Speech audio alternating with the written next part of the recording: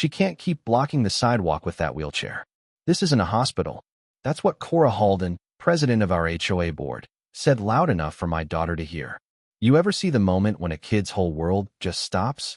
That was Ava, frozen halfway up the ramp I built after the crash, her hands squeezing the arms of her chair, her face twisting, all because Cora's voice, with that perfect blue blazer and her ever-present clipboard, just declared our home a crime scene. You've had 3 warnings, Mr. Reeves. The board voted. That ramp violates the elevation symmetry rule. I stood there, coffee going cold in my hand, watching my daughter's smile vanish. Seconds before, she'd been laughing, rolling out to the little garden I built for her therapy. Now her shoulders curled tight. I set the mug down, kept my voice even. That ramp is ADA certified, Cora. It's not breaking symmetry. It's breaking your illusion of control. And for just a heartbeat, her smirk slipped. She wasn't used to anyone pushing back, let alone with the law. Look, before you scroll past, just know, this is the story of how an HOA president's arrogance nearly destroyed my kid, and how the very law she mocked came back for her in ways she never saw coming. My name's Nathan Reeves, Assistant Commissioner for Residential Compliance. I wrote half the inspection manual your bylaws claim to follow. Cora blinked, clearly trying to decide if I was bluffing. I didn't have to raise my voice. Truth speaks for itself. Behind her, 2 maintenance workers hovered, tape measures ready, waiting for her nod. Remove it, she snapped.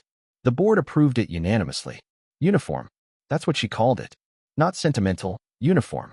But that ramp, that so-called eyesore, was Ava's bridge. She's only 7, but after her spinal injury in the crash last year, it's the only way she can reach the garden.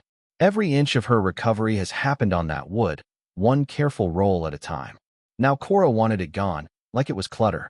Cora knelt and tapped the rail. Unsafe angle, non-standard material. I'm saving you from liability, Mr. Reeves. Then Ava's voice, softer than I've ever heard. Daddy, did I do something wrong? No, sweetheart. My pulse slowed. I shifted between Cora and the ramp. You touch this, you'll be violating state accessibility law, Section 43B. That's a criminal offense. For a second, real fear flickered in her eyes. Don't threaten me with your little government title, she spat. This community answers to me, not your office. You know the type, local tyrants who think HOA rules outrank basic empathy. But my anger wasn't about me. It was for Ava, and every night she'd whispered, Daddy, I'll walk again. That ramp is her only chance to believe that. She clutched her sketch pad, the sunlight catching the scar on her neck. She draws flowers for the garden, her own way of running through grass again. But Cora didn't see a child fighting to heal. She saw a broken rule. Last warning, she barked. I'll fine you daily until it's gone. She signaled her men. Start measuring the removal perimeter. I heard metal scraping wood. My hand curled to a fist. Step back, I said flat. Not a request. The workers froze. Cora's eyes narrowed. You think your badge makes you untouchable? Wait until the board hears. I leaned in, quiet. You'll wish the board was your biggest problem. Ava's drawing blew off the rail, fluttering into the driveway. Cora stepped on it, tearing it in half. Ava flinched. I just stared at those shreds, knowing this wasn't about rules. It was about who still had a heart. As Cora walked away, I told her, You just broke more than a rule, Cora. You broke the one thing she still believed in. She didn't turn back, but she would. When she did, the whole state would be watching. Next morning, a red ink violation was nailed to my mailbox. Immediate removal required. Failure to comply, $250 a day. Underneath, Cora's note. Symmetry matters, Mr. Reeves. Rules keep order. If it wasn't stapled to my daughter's dignity, I'd have laughed. Ava sat at the table, pushing eggs around her plate, her sketchbook unopened. She came back, didn't she? She did. But she won't be back for long. At my desk, I logged into the state portal. Evergreen Ridge, HOA, Emergency Code Enforcement Review. I waited, because years in compliance teach you. If you lose patience, you lose the law. At noon, I got a text. 3 p.m. ramp removal, per board order. I replied, touch it and you'll violate state code. No answer. Cora wanted escalation, to paint me as the problem. But her undoing wouldn't be anger, it'd be exposure. At 2:45, I heard trucks. 2 contractors stepped out, one heavy set, one kid. I stepped outside. Got a permit? The older man shrugged. HOA says non-compliant build. State override, Section 43B. I said, that order's invalid.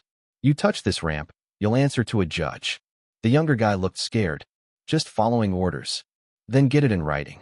Cora's voice cut through. We're within our rights, she said. I smiled.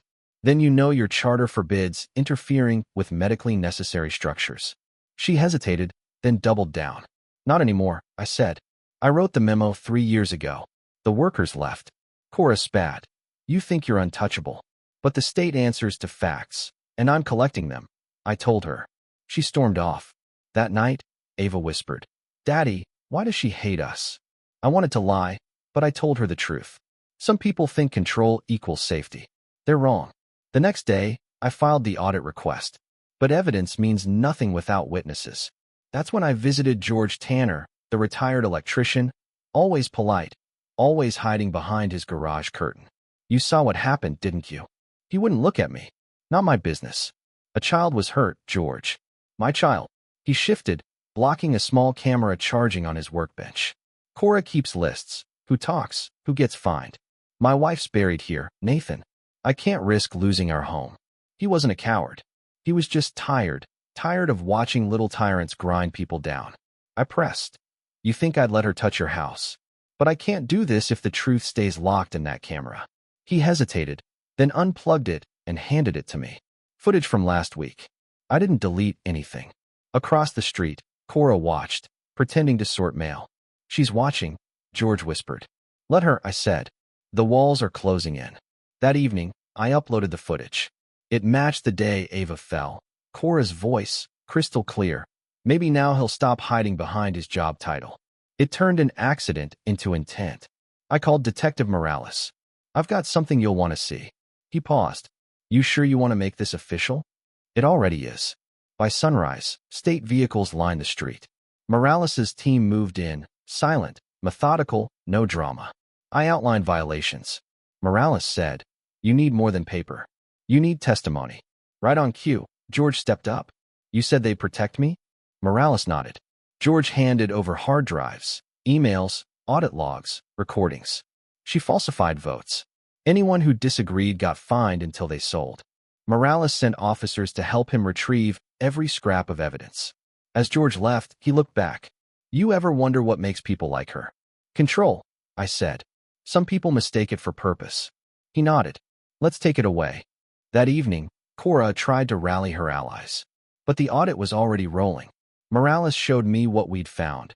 $300,000 siphoned from HOA funds.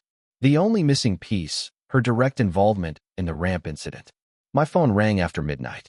Cora, desperate now. You think you've won, Nathan? The state doesn't care about your crippled child. You'll ruin your name over this. I let the silence hang. You don't scare me. You already scared yourself, I said. The line went dead. At the emergency board meeting, Cora tried to control the room. But I projected George's footage onto the big screen, her voice echoing. Maybe now he'll stop hiding. Silence. Gasps. George stood up. I filmed that. I watched a little girl fall while you laughed about symmetry.